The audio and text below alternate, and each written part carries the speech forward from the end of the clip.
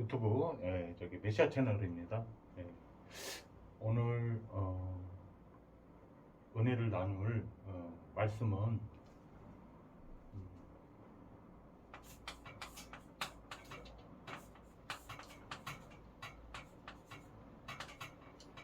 3일상 2장 6절에서 7절 말씀입니다.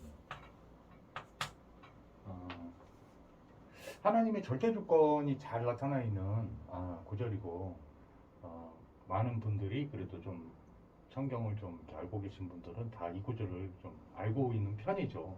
그죠?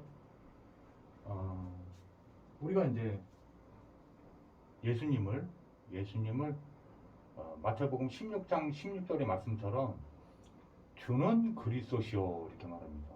근데 그리스도를 좀 그래도 아는 분들은 참 그 언약을 아는 거죠. 성경이 바로 언약입니다. 그래서 성경을 특별히 커버넌트, 구약과 신약, 옛날의 한 약속, 새로운 약속, 자 이렇게 나눠져 있는 거죠. 예수님이 그리스도로 오셨냐 안 오셨냐, 이게 이제 굉장히 중요한 거고요. 하나님 말씀은 언약으로 이루어져 있기 때문에 하나님이 말씀해 주신 그 언약, 그 약속을 따라서 성취를 해 나가시는 분은 하나님이십니다. 그 언약이 바로 내가 주인이야, 내가 그리스도야, 이걸 성취해 나가신다는 거죠. 전 인류를 향해서, 개인을 향해서, 그 다음에 또 세계를 향해서 성취해 나가시는 겁니다. 이 절대 주권자,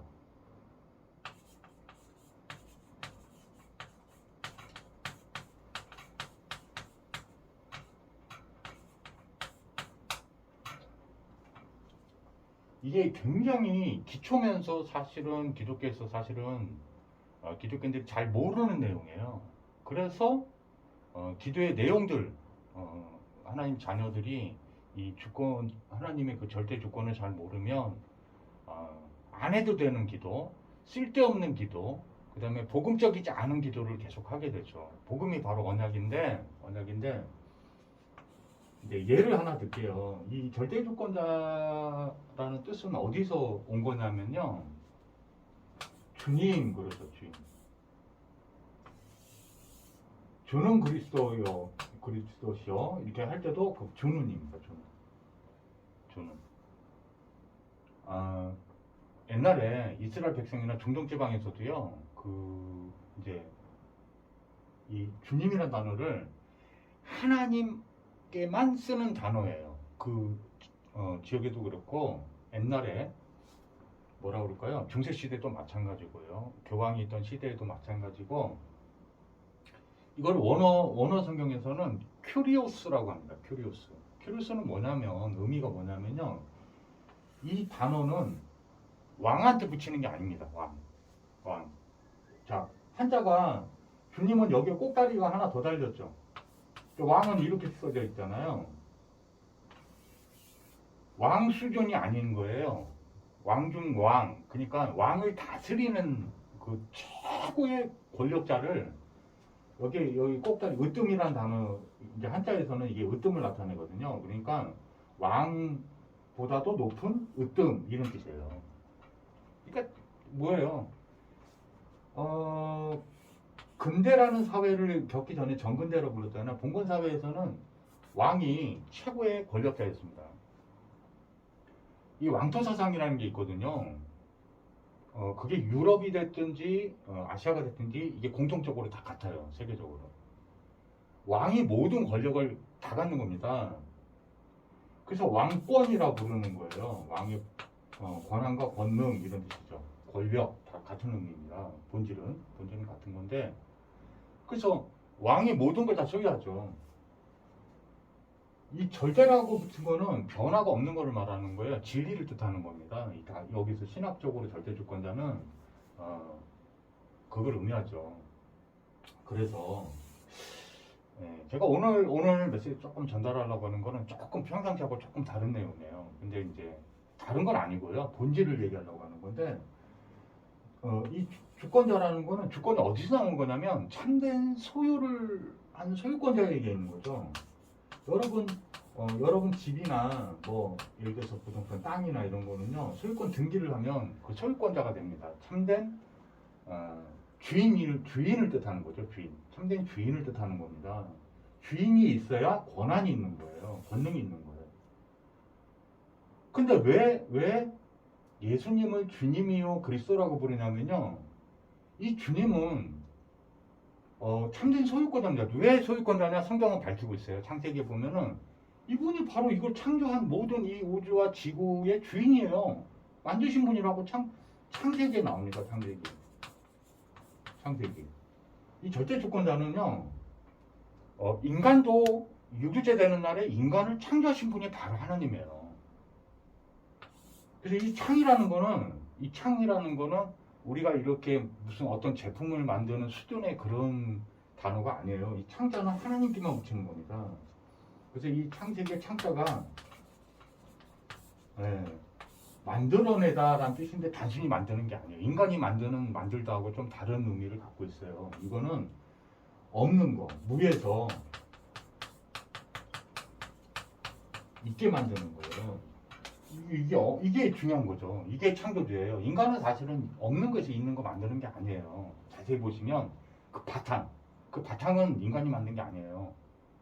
뭐 퍼스익 만든다? 그거 땅에서 나는 소산물을 가지고 변형시켜가지고 만든 겁니다. 그러니까 원 바탕은 전부 사실은 창조주만 할 수 있는 거예요. 그러니까 하나님 다 내 거다라고 할 수 있는 거죠. 제 말 이해 가나요?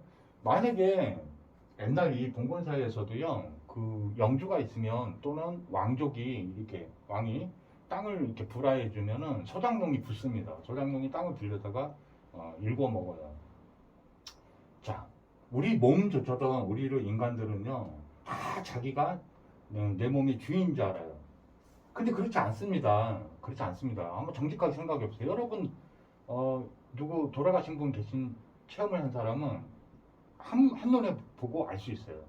그 영혼이 떠나면서 육체도 못 가져갑니다. 자기 게 아닌 증거예요. 내 거면 내가 끌고 가죠. 내 거면 내가 부릴 수 있어야 되는 거예요.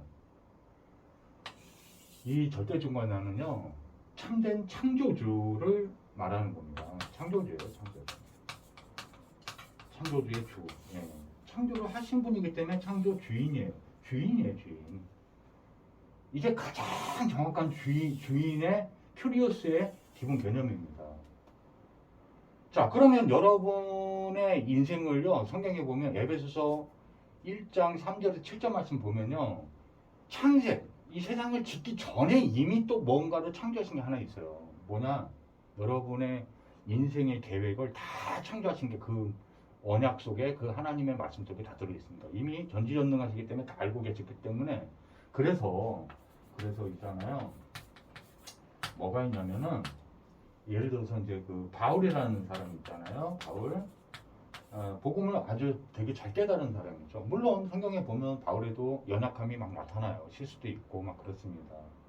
근데 이 절대주권을 잘 모르면요. 이렇게 해석하기가 쉬워요. 이 복음적인 해석이 되게 필요한데 빌립보서나 이런 바울 서신서나 이런 게 빌립보 감옥에 들어가서 쓰게 되거든요. 이 사람이 뭘 잘못해서 들어간 게 아니란 말이에요. 하나님 계획은 성경을 써야 하니 영적으로 가장 집중을 잘할 수 있는 아주 영적 집중을 가장 하나님께 소통하며 교제하며 잘 드릴 수 있는 그 하나님 계획은 그 빌립보 감옥에 있었던 거예요. 근데 율법적 체질을 갖고 있는 사람이 이거 해석하면 이 사람이 뭘 잘못해가지고 죄인이 갇히는 교도소에 있는 거로 해석을 하죠. 여러분 그 후대들 사역하는 복음 가지고 사역하는 분들 중에는요, 이거 좀 율법 체질 자기가 안 되는 사람들 이거 막 전달하면 안 돼요. 이거 그 사람이 진짜 하나님 절대 계획 속에 들어있는지 아닌지 그것도 모르고 막 그 뭐 복음 가지고 있는 사람이 뭐가 어려움을 겪으면 막 그냥 뭐가 좀 안 돼서 그렇구나 이렇게 생각했는지 모르는데 우리 어린 랩런트들 이거 지금 듣고 있는 사람들은요, nothing, nobody, 괜찮습니다. 전혀 중요치 않아요. 내가 복음을 이 바울이 빌립보 감옥에서 어떻습니까? 최고를 누린 게 성경을 쓰는 축복을 하나님이 줘요. 성경을. 그게 성경이 됐지 않습니까? 지금 빌립보서나 이런 게. 저 사무엘상 2장 6절 7절 뭡니까? 어떻게 돼요? 죽이고 살리시는 게 하나님 손에 있다는 거예요. 그게 부하고 천하고 이렇게 되는 게 전부 어디 달렸다고요? 하나님 손에 달린 겁니다. 그래서 어떤 목사님은 또 이런 메시지도 가끔 던지는 거 가만히 보면서 제가 유심히 들어요. 근데 틀린 건 아닌데 반 정도 맞다 이렇게 생각이 들어요. 무슨 얘기냐면은 복음을 가지고 있는 자가 전도와 선교를 하지 않으면 성경에 보면은 포로로 끌려가요. 속국이 돼요. 예? 노예가 되곤 해요. 감옥에 갇히기도 합니다. 근데 복음을 완전히 임마누엘로 잘 누리고 있어도 노예로 팔려가긴 해요. 하나님 손에 달린 겁니다. 하나님 손에. 그래서 그렇게 판단 정제도 그것도 너무 쉽게 얘기하면 안 돼요. 여러분, 저 바울이 뭐 전도선교 안에 전도선교 거꾸로 미쳐가지고 빌보 감옥에 갇힌 거예요. 예? 근데 그 안에서 더 누립니다. 하나님 계획 뭐지? 지금 나갈 수 없는데 문을 안 열어주시는데 이유가 뭐지? 하나님의 놀라운 축복의 계획이 뭐지? 절대적 계획이 뭐지? 절대 주권자니까 하나님 계획을 발견하는 겁니다. 성경 쓰는 거였어요. 복음을 더욱 충만히 누린 게 성경으로 정리돼서 나온 겁니다. 그걸 우리가 읽고 하나님 은혜를 깨닫게 되는 거죠. 여러분 복음을 가지고 있으니까 예수님이 그리스도로 참으로 믿어지고 구원의 감격과 완전한 죄사함과 영생을 누리고 계십니까? 그 안에 예수 그리스도와 교제하는 게 하나님을 만난 그 축복을 최고로 그 영생의 감격 그 가치를 막 누리는 게 바울이 그랬거든요. 바울이 예? 욕심적인 거에서는 이미 응답받고 자유함으로 누렸어요. 요셉 하나만 더 예를 들고 끝내겠습니다. 요셉이 복음을 누리고 있었다니까요. 하나님이 함께 하심으로 형통한 자가 되어. 그런데 이 형통은 무슨 노예가 형통이에요. 누명을 써서 감옥 가는 게 어떻게 형통입니까? 형통이에요. 성경에서 하나님 형통이라면 형통이에요. 하나님과 통하고 있었다 이 말이에요. 그것도 완전히 순전한 형통을 말하는 거예요. 그 원어를 보면 예? 교제하고 있다면 이 사람은 지금 그 고난을 위기를 환난을 참고 인내하고 막 이를 악물고 참고 그런 게 아니에요. 천국을 누리고 있었다니까. 임마누엘이 천국이에요. 완전한 복음으로 다 이뤘다가 믿어져서 누리고 있는 이 천국의 상태를 누리고 있는 거. 누리고 있는 거예요. 이 사람은 교도소가 아니에요. 바울도 마찬가지. 빌립보 감옥이 쇠창살로 자기를 가두었지만 그 감옥이 거꾸로 바울에게는 전도 현장일 뿐이에요. 선교 현장일 뿐이에요. 복음을 누리는 현장일 뿐입니다. 이 바울의 심령을 가질 수가 없어요. 믿음을. 믿으시기 바랍니다. 예수님이 십자가에서 여러분의 죄의 문제, 사단의 문제, 사망의 문제, 하나님 떠난 문제를 완전히 해결하신 겁니다. 그 구원의 감격이, 영생의 감격이, 영생이 얼마나 중요한 건지 가치를 한번 묵상해 보시기 바랍니다. 요한복음 20장 31절. 예수님이 그리스도이심을 믿게 하려고 성경을 기록하신 거예요. 영생을 주시려고 기록하신 겁니다. 영생이 바로 영접입니다. 영생. 하나님의 영이 우리의 영원한 생명 되시는 거예요. 감격하시기 바랍니다. 우리는 하나님 만날 수 없던 존재예요.